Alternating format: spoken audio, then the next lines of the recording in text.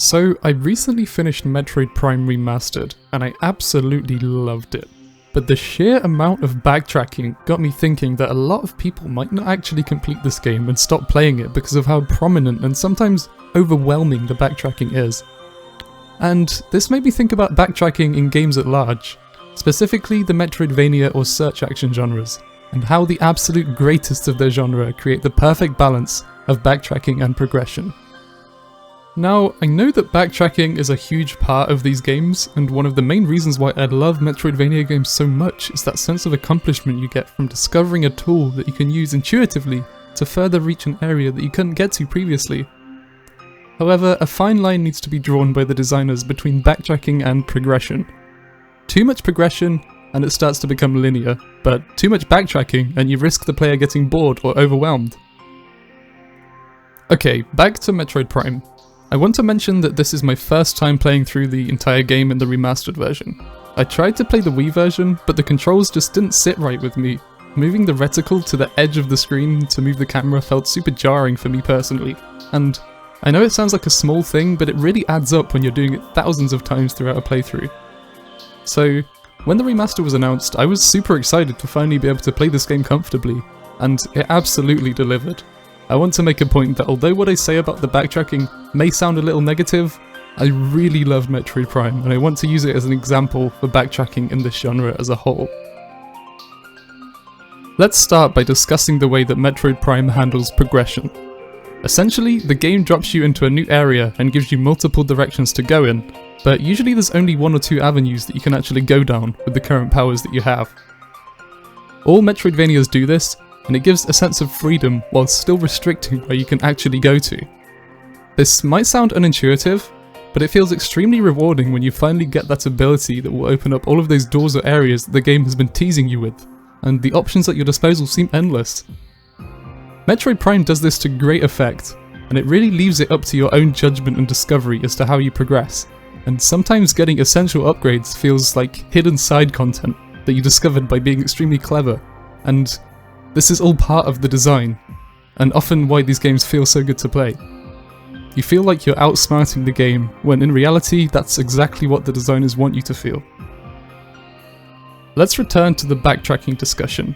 For the first 2 or 3 hours of Metroid Prime, there's a very minimal backtracking and you're constantly exploring new areas and discovering new paths, whilst also going past areas that you can't access yet.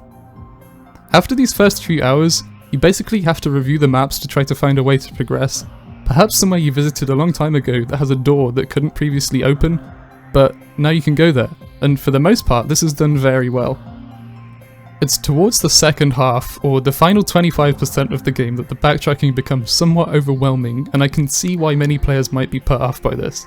It's quite easy to get lost, or to go to an area you weren't able to previously access, only to find a barely useful missile upgrade, which doesn't feel rewarding when you've backtracked for 15 minutes through an area of darkness and strong enemies that respawn whenever you enter the room.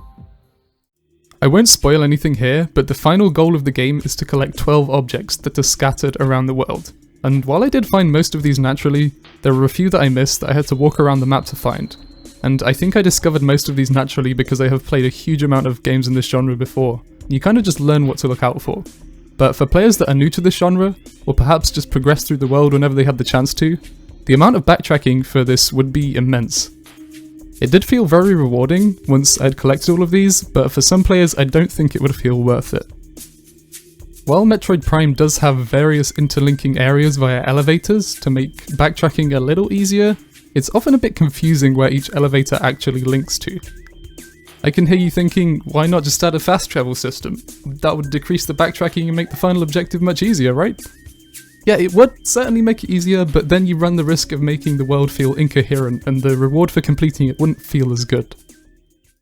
We can compare Metroid Prime to Super Metroid, which has a similar elevator system, but Super Metroid's world feels much more manageable and makes more sense to backtrack.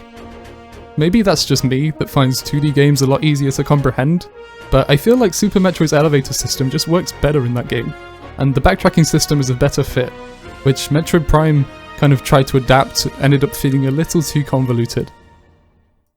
I do think 2D games are better suited to the Metroidvania or search action genre, and I think the absolute best examples of this genre balance progression and backtracking in perfect harmony.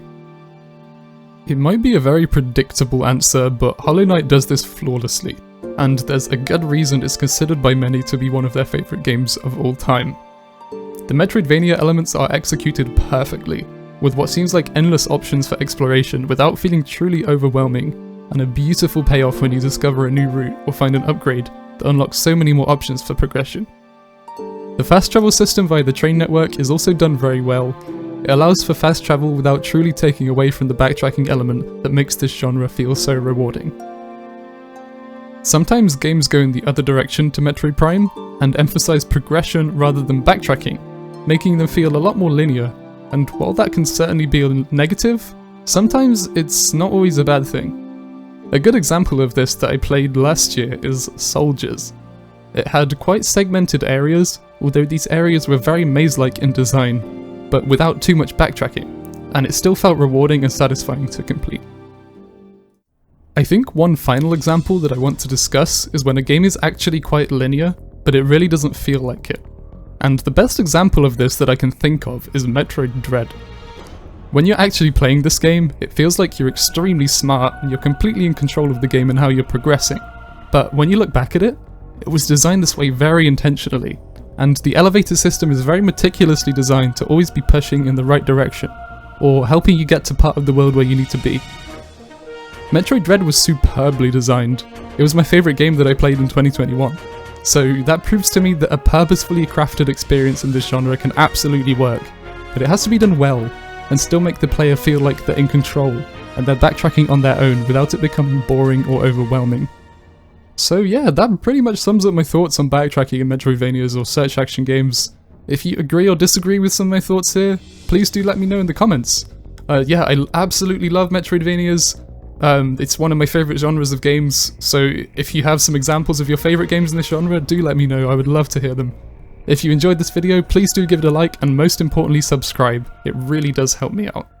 Thank you so much for watching, and I'll see you all soon.